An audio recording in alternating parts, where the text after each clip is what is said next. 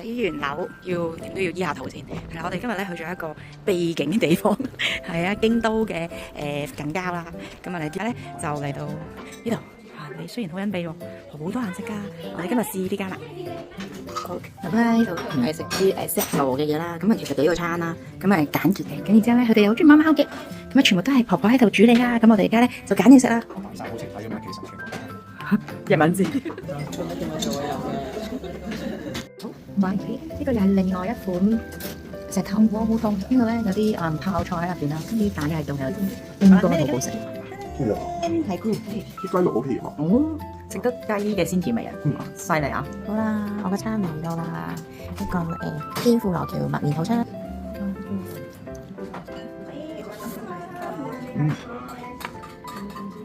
好彈牙嘅條麥麵，OK，因為看似簡單啦，或者係基本啦，但係就係咁基本咧，就係最最原始就最好味。